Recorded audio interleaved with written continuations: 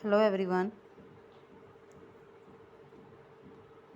हम लेसन कर रहे हैं सर्वोच्च न्यायालय कि भारत के अंदर सर्वोच्च न्यायालय सबसे ऊंचा न्यायालय जिसका निर्णय अंतिम होता है उसके बारे में हम हमारी पिछली वीडियो में इसके गठन के बारे में बात कर चुके हैं कि सर्वोच्च न्यायालय का गठन किस तरह से है, कौन नियुक्ति करता है, योग्यताएं क्या क्या होनी चाहिए, वेतन और भत्ते क्या हैं, पद की शपथ कौन दिलाता है, नियुक्ति कौन करता है, कौन किस तरह से न्यायालय है, वो सारा कुछ हमने अपनी पिछली वीडियो में किया था।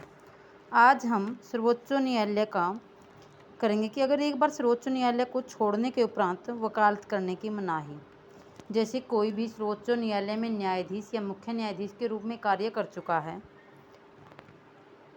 और वो या तो रिटायर हो गया है या फिर उसने छोड़ दिया गया है, तो सेवानिवृत्त यानी कि रिटायर होने के बाद भारत के किसी भी न्यायालय में वकालत नहीं कर सकता। सर्वोच्च न्यायालय का स्थान, वैसे तो सर्वोच्च न्यायालय की जो स्थापना है वो नई दिल्ली में की गई है, जिसका डिज़ाइन एडविन लुटियंस ने तैयार किया था, परंतु मुख्य न्यायाधीश राष्ट्रपति की स्वीकृति लेकर इसकी बैठक किसी अन्य स्थान पर भी बुला सकता है। देखो, सबसे पहले जब सर्वोच्च न्यायालय बना तो वो कलकत्ता के अंदर बना, क्योंकि उस समय कलकत्ता राजधानी थी। फिर 1911 में कलकत्ता से राजधानी को स्थानांतरित कर दिया और उसे दिल्ली में लाया गया।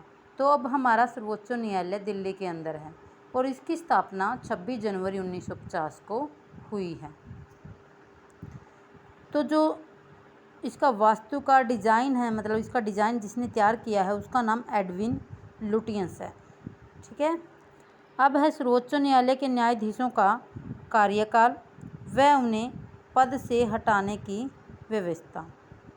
जो सर्वोच्च न्यायालय का न्यायाधीश है वो 65 वर्ष की आयु तक अपने पद पर रहते हैं, परंतु यदि कोई न्यायाधीश चाहे तो अपनी इच्छा से 65 वर्ष की आयु पूरी होने से पहले भी अपने पद से त्यागपत्र दे सकता है। यानी कि हम इसकी अगर लिमिट कहें तो वो 65 वर्ष तक है। अगर उससे पहले किसी न्यायाधीश को ये लगता है कि मैं अपना पद छोड़ रहा हूँ तो वो 65 वर्ष की आयु से पहले भी पद छोड़ सकता है। इसके अतिरिक्त राष्ट्रपति किसी भी न्यायाधीश को उस स्थिति में जब उसने अपने पद का दुरुपयोग किया हो, दुर्व्यवहार किया हो अथवा अयोग्यता के कारण भी इस पद से हटाया जा सकता है, परंतु इसके लिए अनिवार्य क्या है कि न्यायाधीश के खिलाफ जो दोनों सदन हैं, भारतीय संसद में 2 सदन हैं, कौन कौन से हैं सदन वो, लोकसभा और राज्यसभा, अपने कुल सदस्यों की संख्या के बहुमत द्वारा उपस्थित व मतदान करने वाले सदस्यों के 2/3 बहुमत द्वारा महाभियोग प्रस्ताव पारित करके राष्ट्रपति के पास भेज दें, तो राष्ट्रपति उस न्यायाधीश को उसके पद से हटा सकता है। देखो, संसद के 2 सदन, लोकसभा और राज्यसभा, जितने भी लोकसभा में सदस्य हैं और राज्यसभा में, तो उनके कुल सदस्यों की संख्या के बहुमत द्वारा, यानी कि वो वोटिंग डालेंगे तो वहाँ पर जितने भी उपस्थित हैं लोग और जो मतदान करने वाले हैं उनके 2/3 बहुमत द्वारा महाभियोग प्रस्ताव पारित हो जाए, तो फिर राष्ट्रपति उस न्यायाधीश को पद से हटा सकता है। इसका अर्थ यह है कि राष्ट्रपति अपनी मर्जी से किसी भी न्यायाधीश को पद से हटा नहीं सकता। आज़ाद भारत के इतिहास में अब तक 3 बार ऐसी स्थिति पैदा हुई है जब न्यायाधीशों के खिलाफ पद का दुरुपयोग, भ्रष्टाचार जैसी शिकायतें आई और उनके खिलाफ महाभियोग प्रस्ताव लाया गया या लाने की तैयारी की गई। इनमें पहली बार महाभियोग का प्रस्ताव न्यायमूर्ति वी रामास्वामी के खिलाफ आया था 1992 में। तो सबसे पहले किसके खिलाफ आया था? वी रामास्वामी 1992 में, जिसमें उस पर आरोप लगाया गया था कि 1979 में पंजाब व हरियाणा उच्च न्यायालय का मुख्य न्यायाधीश रहते हुए उसने अपने पद का दुरुपयोग किया है, परंतु यह प्रस्ताव लोकसभा में पर्याप्त बहुमत के अभाव के कारण पारित न हो सका, लेकिन बाद में वी रामास्वामी ने स्वयं त्यागपत्र दे दिया था। ठीक है। जो सबसे पहले महाभियोग लाया गया वो वी रामास्वामी के खिलाफ लाया गया 1992 में। उसके बारे में ये कहा गया कि जब ये उच्च न्यायालय में न्यायाधीश था तो इसने अपने पद का दुरुपयोग किया है। लेकिन हमें एक बात पता है कि लोकसभा मतलब जो संसद के सदन हैं, लोकसभा और राज्यसभा, इसमें बहुमत से पारित होना चाहिए 2/3 से, लेकिन वो पारित नहीं हो पाया, तो इसलिए इसको हटाया नहीं गया। लेकिन स्वयं इसने बाद में अपना त्यागपत्र दे दिया था। इसी प्रकार सौमित्र सेन, पीढ़ी दिनाकरण के खिलाफ भी महाभियोग प्रस्तावों की चर्चा हुई थी, परंतु इन दोनों पक्षों ने भी महाभियोग प्रस्ताव पारित होने से पहले ही अपने पद से त्यागपत्र दे दिया था। ठीक है, तो इस तरह से हमने सर्वोच्च न्यायालय के गठन के बारे में, वेतन, भत्ते, योग्यताएं, नियुक्ति कौन करता है, शपथ कौन दिलाता है, उन सब के बारे में पढ़ा। इसमें ही आपके शॉर्ट, वेरी शॉर्ट, लॉन्ग सारे के सारे क्वेश्चन हैं। जब हमारा ये लेसन कंप्लीट हो जाएगा तो हम सभी लेसन के शॉर्ट, वेरी शॉर्ट सारा कुछ डिस्कस करेंगे। अब हम करते हैं नेक्स्ट हमारा सर्वोच्च न्यायालय की शक्तियाँ तथा कार्य, या फिर आपसे पूछा जा सकता है सर्वोच्च न्यायालय का अधिकार क्षेत्र। तो ये एक ही बात है, अधिकार क्षेत्र, शक्तियाँ या कार्य। भारत में सर्वोच्च न्यायालय देश का सर्वोच्च व अंतिम न्यायालय माना जाता है। इसकी शक्तियाँ व क्षेत्राधिकार इतने व्यापक हैं कि अनेक विद्वान इसे अमेरिकी सर्वोच्च न्यायालय से भी अधिक शक्तिशाली मानते हैं। इसी संदर्भ में एक अलादी कृष्ण स्वामी हैं, उसने क्या कहा है कि विश्व के किसी भी संघीय, जिसमें अमेरिकन सर्वोच्च न्यायालय भी शामिल है, की अपेक्षा भारत के सर्वोच्च न्यायालय का अधिकार क्षेत्र अधिक व्यापक है। यानी कि जो अपने भारत का बना हुआ सर्वोच्च न्यायालय है उसका अधिकार क्षेत्र अधिक व्यापक है। तो आप जब भी क्वेश्चन करो, जो भी डेफिनेशन है उसको ज़रूर नोट करें और उसको अच्छे से लर्न करें। इसकी शक्तियों, कार्यों व क्षेत्राधिकार को निम्न भागों में विभक्त कर सकते हैं। फर्स्ट है इसका प्रारंभिक क्षेत्राधिकार। प्रारंभिक क्षेत्राधिकार सर्वोच्च न्यायालय का वह क्षेत्राधिकार है जिसके अंतर्गत उसे विशेष प्रकार के अभियोगों की सीधी सुनवाई करने का अधिकार है। यानी कि वह सीधी सुनवाई इसकी कर सकता है, अर्थात कि ऐसे अभियोगों को यानी कि ऐसे मुकदमों को सर्वोच्च न्यायालय के अतिरिक्त किसी अन्य न्यायालय में आरंभ नहीं किया जा सकता।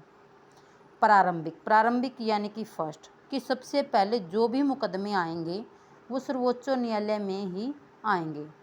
ठीक है, तो इसमें ये बात प्रारंभिक वर्ड से आपको लर्न रखनी है कि जो सबसे पहले मुकदमे आएंगे वो किसी और न्यायालय में नहीं आएंगे, वो केवल सर्वोच्च न्यायालय में आएंगे। तो ये इसका अधिकार है, इसकी शक्ति है, इसका कार्य है। ऐसे अभियोग यहाँ पर मुकदमे हैं, इसमें कंफ्यूज मत होना, जिसमें एक और भारत सरकार तथा दूसरी ओर एक या एक से अधिक राज्यों के बीच विवाद हो। ऐसे अभियोग जिनमें एक और भारत सरकार अथवा एक या एक से अधिक राज्यों तथा दूसरी ओर एक या एक से अधिक राज्यों में विवाद हो। यानी कि इसमें मेन बात ये है कि जब राज्यों में विवाद हो या फिर राज्य और केंद्र सरकार में विवाद हो तो तब ऐसे मुकदमे सीधे सर्वोच्च न्यायालय में जाते हैं, और जब विवाद 2 या 2 से अधिक राज्यों के मध्य हो। मौलिक अधिकारों के उल्लंघन से संबंधित मामले, हमें 6 मौलिक अधिकार मिले हुए हैं, उनसे संबंधित जितने भी मामले हैं वो सारे के सारे सर्वोच्च न्यायालय में जाते हैं। भारत का जो संविधान है उसके अनुच्छेद 14 से 32 तक नागरिकों को 6 मौलिक अधिकार प्रदान किए गए हैं, जिनकी सुरक्षा का दायित्व भारत के सर्वोच्च न्यायालय को प्राप्त है। अर्थात यदि कोई व्यक्ति या संस्था या फिर सरकार नागरिकों के मौलिक अधिकारों का हनन करती है या करने का प्रयास करती है तो ऐसे समय में नागरिक अपने मौलिक अधिकारों की रक्षा के लिए सीधे सर्वोच्च न्यायालय में जा सकते हैं। नागरिकों के अधिकारों की सुरक्षा के लिए सर्वोच्च न्यायालय संविधान के अनुच्छेद 32 के अंतर्गत निम्न लेख जारी करता है। ये लेख जो आपको मैं बता रही हूँ, समझा रही हूँ, तो इनको अलग अलग भी क्वेश्चन पेपर के अकॉर्डिंग पूछा जा सकता है। तो 32 में बताया गया है 5 प्रतिलेख।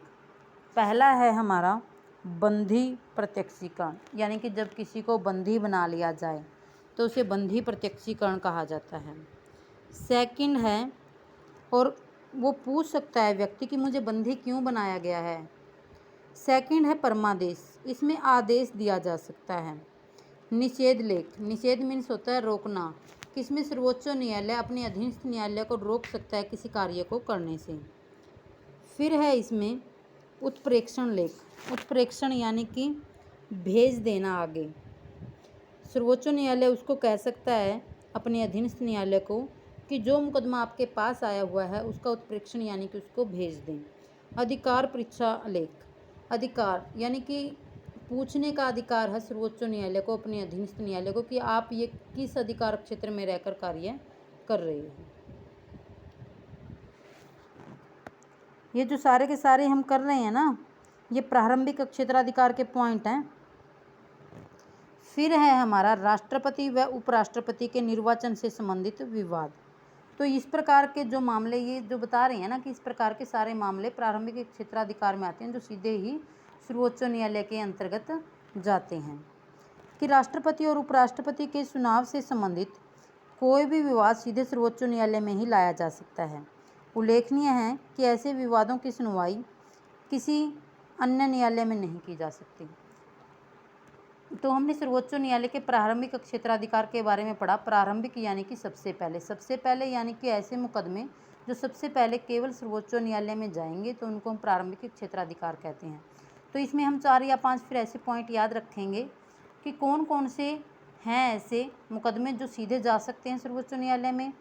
तो एक तो राज्य और केंद्र के मध्य किसी भी प्रकार का विवाद हो तो ऐसे मुकदमे, या फिर 2 राज्य या फिर 2 से अधिक राज्यों के बीच में कोई विवाद हो तो तब ऐसे मुकदमे वहाँ पर जाते हैं। राष्ट्रपति और उपराष्ट्रपति निर्वाचन होता है चुनना, उनको चुनने की लेकर समस्या का कोई विवाद है तो वो ऐसे मुकदमे वहाँ जा सकते हैं। फिर हमारे मौलिक अधिकारों का उल्लंघन हो रहा है तो सबसे पहले मौलिक अधिकार सीधे सर्वोच्च न्यायालय में जाते हैं। अब सेकंड है हमारा अपीलीय अधिकार। कौन सा अधिकार है? अपीलीय, यानी कि अपील करनी है। इस अधिकार क्षेत्र में वे अभियोग यानी कि मुकदमे आते हैं जो प्रारंभ में तो किसी निम्न न्यायालय में किए जाते हैं परंतु उनके निर्णय के विरुद्ध सर्वोच्च न्यायालय में अपील की जा सकती है। जैसे आपका कोई झगड़ा हुआ, ठीक है, मैंने ये पहले भी आपको एग्जाम्पल दिया है कि आप डिस्ट्रिक्ट कोर्ट गए, डिस्ट्रिक्ट कोर्ट के बाद आप स्टेट लेवल में जाओगे, फिर आप सेंट्रल लेवल में। तो जो अपीलीय है, अपीलीय में पहले हम निम्न न्यायालय में अपना मुकदमा करते हैं, अगर वहाँ से सेटिस्फैक्शन नहीं है फिर हम सर्वोच्च न्यायालय में उसके लिए अपील कर सकते हैं, तो उसे अपीलीय क्षेत्राधिकार कहते हैं। परंतु इसमें ध्यान रखने योग्य बात यह है कि संवैधानिक व्याख्या से संबंधित किसी भी अभियोग में उच्च न्यायालयों के निर्णयों के विरुद्ध सर्वोच्च न्यायालय में अपील की जा सकती है। इसमें हम 4 भागों में बांटेंगे कि कौन कौन से हैं, किस तरह से हैं, कौन से ऐसी अपील हैं। एक तो संवैधानिक अभियोगों में अपील। अनुच्छेद 132 के अंतर्गत यदि किसी भी राज्य के उच्च न्यायालय द्वारा यह प्रमाण पत्र दे दिया जाए कि अभियोग ने संवैधानिक व्याख्या का प्रश्न है तो ऐसी स्थिति में चाहे वह अभियोग दीवानी हो या फौजदारी या किसी अन्य प्रकार का, तो उच्च न्यायालय के निर्णय के विरुद्ध सर्वोच्च न्यायालय में अपील की जा सकती है। दीवानी अभियोगों में अपील, इसके अंतर्गत क्या है कि दीवानी अभियोगों में अपील सुनने का अधिकार सर्वोच्च न्यायालय को है, परंतु दीवानी अभियोगों में वह तभी अपीलें सुन सकता है जब उच्च न्यायालय यह प्रमाण पत्र दे कि अमुक दीवानी अभियोग सर्वोच्च न्यायालय में अपील करने योग्य है। फिर है फौजदारी। ऐसे अभियोग जिसमें किसी न्यायालय ने किसी व्यक्ति को रिहा कर दिया हो और अपील करने पर उच्च न्यायालय ने उसे मृत्युदंड दे दिया हो। ऐसे अभियोग में अभी निम्न न्यायालय में चल रहा हो परंतु उच्च न्यायालय ने उस अभियोग को अपने हाथों में लेकर संबंधित व्यक्ति को दोषी घोषित करके मृत्युदंड दे दिया हो तो वह सर्वोच्च न्यायालय में अपील कर सकता है। विशेष अपीलें सुनने का अधिकार, तो ये सर्वोच्च न्यायालय को है। बस इसमें प्रारंभिक में तुमने ये याद रखना है अच्छे से कि सबसे पहले सर्वोच्च न्यायालय में आता है केस, फिर उसके बाद ये ऐसा केस है, ऐसे मुकदमे जो कहीं नहीं जा सकते। उसके बाद सेकंड है अपीलीय अधिकार। अपीलीय में पहले निम्न न्यायालय में चल रहा होता है, फिर उसके बाद अपील सर्वोच्च न्यायालय में की जा सकती है। थर्ड है हमारा परामर्शदात्री अधिकार क्षेत्र। परामर्श यानी कि जब हम किसी से सलाह लें तो ऐसा अधिकार क्षेत्र भी सर्वोच्च न्यायालय के पास है। भारतीय सर्वोच्च न्यायालय परामर्श देने का कार्य भी करता है। यदि राष्ट्रपति को संवैधानिक व वैधानिक किसी विषय पर सलाह की आवश्यकता पड़ती है तो सर्वोच्च न्यायालय से उस विषय पर सलाह ले सकता है, लेकिन राष्ट्रपति को सलाह देने से पहले सर्वोच्च न्यायालय का मुख्य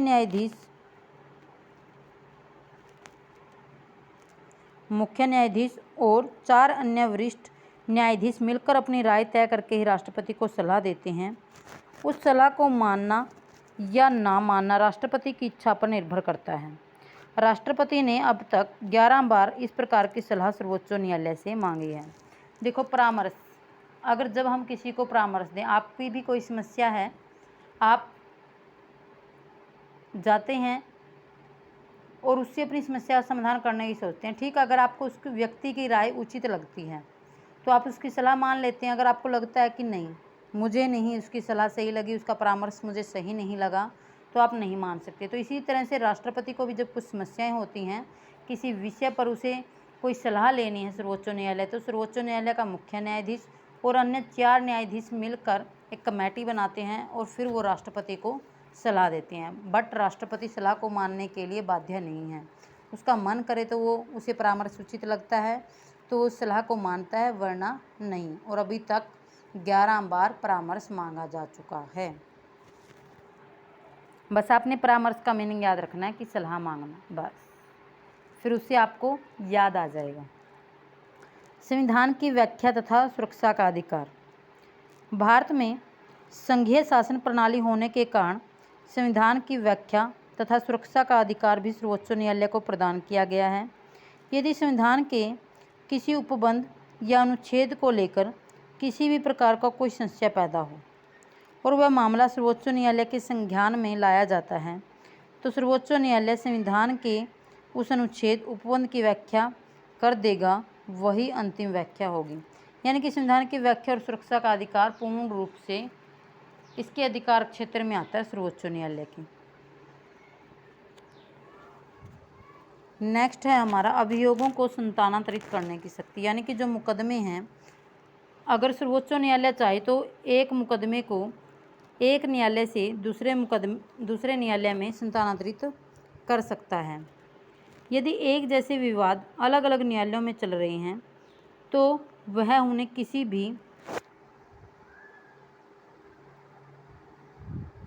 एक न्यायालय में भी स्थानांतरित कर सकता है या अपने पास मंगवा कर उन पर निर्णय कर सकता है। उदाहरण के लिए देखिए, 2004 में गोधरा कांड के बाद चर्चित बेस्ट बेकरी हत्याकांड की सुनवाई महाराष्ट्र में कराने के आदेश दिए गए थे। उसके पश्चात है अभिलेख न्यायालय, जो अनुच्छेद 129 है। इसके अनुसार सर्वोच्च न्यायालय को एक अभिलेख न्यायालय माना गया है। उसके संपूर्ण निर्णय तथा कार्यवाहियाँ प्रमाण के तौर पर प्रकाशित किए जाते हैं। इन अभिलेखों का इतना महत्व है कि इनकी पवित्रता पर उंगली नहीं उठाई जा सकती और न ही कोई न्यायालय इन अभिलेखों के विरुद्ध जा सकता है। तो कुछ अभिलेख न्यायालय हैं। अभिलेख यानी कि एक प्रकार से आपका ना रिकॉर्ड, जो एविडेंस, मतलब एविडेंस तो नहीं कहेंगे, रिकॉर्ड हम देते हैं ना, सबूत वगैरह, तो उनको बोलते हैं। तो इस तरह से प्रमाणित किए जाते हैं कि इन पर सर्वोच्च न्यायालय इन सबूतों के आधार पर ही न्याय करते हैं। लेकिन ये सबूत बिल्कुल प्रमाणित होने चाहिए। अगर किसी व्यक्ति ने किसी झूठे प्रकार का सबूत बनाया तो ये उसको दंड दे सकता है। अपने निर्णयों पर पुनर्विचार करने का अधिकार। सर्वोच्च न्यायालय के न्यायाधीश कानून के विशेषज्ञ होते हैं, फिर भी उन्हें कई बार ऐसा लगता है कि कुछ निर्णय सही नहीं रहे तो वह उन पर पुनर्विचार कर सकता है। ये उसके अधिकार हैं। आगे नेक्स्ट एंड लास्ट है हमारा विविध कार्य। तो अनेक प्रकार के और कार्यों का अधिकार भी इसे मिला हुआ है कि वह भारत के सभी न्यायालयों के निरीक्षण करने, उनके कुशल प्रबंध के नियम बना सकता है। सर्वोच्च न्यायालय देश में न्यायाधीशों के आचार संहिता के नियम बना सकता है। कार्य संचालन के लिए अपने पदाधिकारियों की नियुक्ति कर सकता है। तो इस तरह के अधिकार क्षेत्र इसके अंतर्गत आते हैं। तो इसका प्रारंभिक क्षेत्र है अधिकार अपीलीय है, यानी कि पहले निम्न में चल रहा है, फिर अपील की जा सकती है। इसमें परामर्श सलाह दे सकता है। संविधान की व्याख्या व सुरक्षा का अधिकार इसके पास है। मुकदमों को एक न्यायालय से दूसरे न्यायालय में स्थानांतरित कर सकता है। अभिलेख न्यायालय यानी कि सबूतों के आधार पर ये निर्णय देता है। अपने निर्णयों पर पुनर्विचार का इसको अधिकार है। तो इस प्रकार से हमने इस वीडियोज़ में अधिकारों के बारे में, उसकी शक्तियों के बारे में पढ़ा। यहाँ तक आप अच्छे से रीड करें।